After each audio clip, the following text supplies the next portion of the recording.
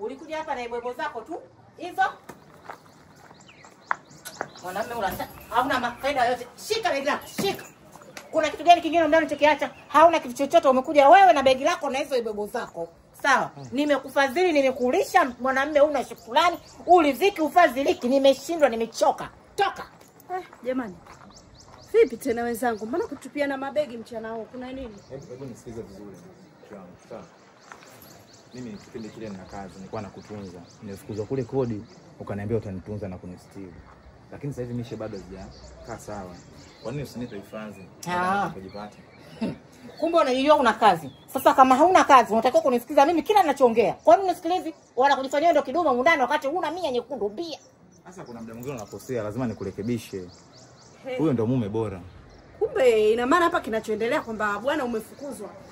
Kanifukuza. Hakutaki. Anitaki kwa sababu sina kazi sasa hivi. Nilikuwa na kazi, nilikuwa namtunza.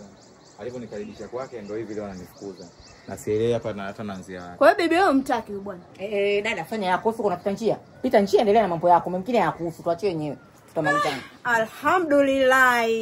Kwa kweli muomba Mungu kumbe achoki. Na ukimuomba Mungu anakupa unachohitaji. Bwana ni naye na ninatamba naye.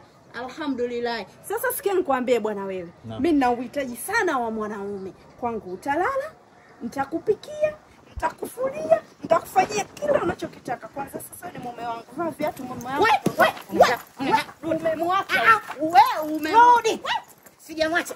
Begi baki nalo. Begi baki nalo. Nguo naenda kumnunulia. Mume wangu.